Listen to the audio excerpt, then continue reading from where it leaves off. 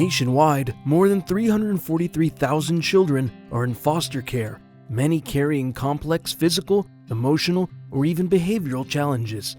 A safe nurturing home, supported by therapy training and dedicated social workers, can help them heal and work towards reunification with their families.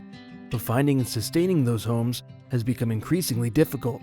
Across the country, the foster care system is stretched thin and overburdened. While fewer children are entering formal foster care, due in part to a growing focus on prevention and keeping families together, significant challenges remain. The youth who do enter care often have more complex needs, including those related to trauma, mental health, and family instability.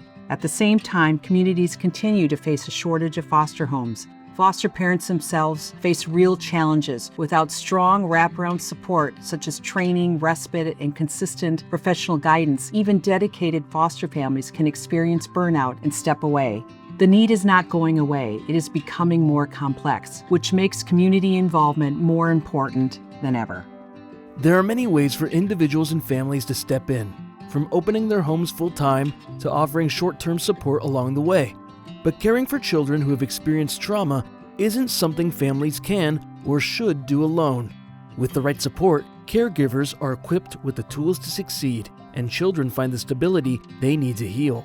Foster care is not an all-or-nothing commitment. There is a spectrum of meaningful ways to support children and the families who care for them, and each role looks different. For some, becoming a foster parent is the right fit. Through Family and Children's Center, that means becoming licensed to provide structured, trauma-informed care in your home, supported by ongoing training, bi-weekly home visits, and close collaboration with social workers and therapists. Respite care is another essential role. Respite providers offer short-term support, whether for a few hours, a weekend, or several days, giving foster families a much-needed break. This helps prevent burnout and keeps more homes stable and available for children. Others may feel drawn to a host home role, which is a more informal preventative option. In these situations, youth and their guardians voluntarily arrange for a temporary placement before any formal involvement with the child welfare system, while still receiving guidance and support from a family and children's center social worker. And support doesn't have to mean opening your home. People can make a difference by mentoring, advocating, donating, or simply showing up as a consistent, caring adult in a child's life. The message is simple. There is a place for everyone in this work, even if full-time fostering isn't the right path for you. I think if we had given ourselves a little more time to think about maybe the complexities that go with bringing a new person into your house, we might have been more fearful. But what we both heard was there's an emergency and there's a child that needs help. How can you turn your back on that and say no? We have a home that is full of love. And so we just kind of leaped at that moment to be able to say we're willing to help. Yeah, we have the financial means, so it was an easy decision. I was a little nervous just in the sense that it happened so quickly in such a whirlwind that how are we going to do this? But then the moment she walked in our door and we met and I would say instantly connected. So we came to the Family and Children's Center. I think we spent 4 hours before she arrived in that week, understanding that there would be a caseworker assigned to us, that they would be coming into our house on a regular basis, that they would be helping us go through the process. And I think that definitely eliminated some of the fear that we had, because at first we were a little scared.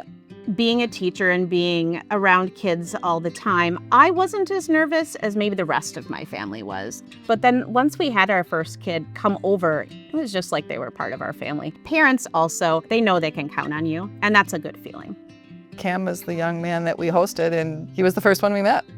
The fact that we had not expected to receive as much as we did from him as far as relationship, love between the three of us, and still is. Very touching to me that he's still continues to be part of our family. We continue to keep connection with him for the rest of our lives. When families are supported, they grow stronger. When children experience stability, they heal. And when resources are invested in prevention, communities thrive. For generations, organizations like Family and Children's Center have helped make that support possible. By building a continuum of care, they ensure that no child and no family has to navigate crisis alone. Family and Children's Center exists to strengthen adults, children, families, and communities by providing compassionate, evidence-informed services that promote safety, healing, and stability. We've been serving this region for generations, since 1881, and that longevity matters because it means we've walked alongside families through multiple economic cycles, policy changes, and shifts in community needs. Today, that includes over 25 programs providing services in 6 communities. We're constantly adjusting programs, adding services, and refining how we support children, adults, and families as new challenges emerge. Family and Children's Center understands the need to provide education, training, and a listening ear to families that have taken the step to open their home to those in need. Families receive regular contact from social workers who help problem-solve behaviors, school issues, visit plans, and crises, rather than leaving caregivers to figure it out alone. Children can receive trauma-focused therapy and skills work, while caregivers get education and support on attachment, regulation, and parenting strategies tailored to the child's history. We just provided the home. Family and Children's Center really provided the roadmap for our journey, and they were there every step of the way, supporting us. Monthly meetings with the caseworker were just invaluable to keep us on track and to set boundaries with this new person that was in our life. If other people are hearing this and thinking, is this right for my family? Or am I ready for this? Do it. The rewards for your own family and for them are going to make it so worthwhile in whatever way that it disrupts your life. It's absolutely worth it to take the chance. My children get to build relationships with the kids that come over. Mostly my 9-year-old, some of her best friends are kids that come for respite. And so that's really been exciting to see as she's building these lifelong friendships with kids she doesn't go to school with. I say, so-and-so's coming this weekend. She's like, oh yay, I haven't seen them in forever. And so it's just like a giant play date. So rewarding to see how his life is on a completely different trajectory. I would really encourage everybody to consider it if they have the means. There's really nothing to lose. I think there's only something to gain. The most important message I want people to take away is that every child in our community deserves safety, belonging, and a permanent family, and all of us have a role in making that a reality. Maybe your role is becoming a treatment foster care parent. Maybe it's offering respite. Maybe it's supporting our work through advocacy or philanthropy. Whatever your capacity, your involvement directly impacts whether a child experiences not just a placement, but a true sense of home.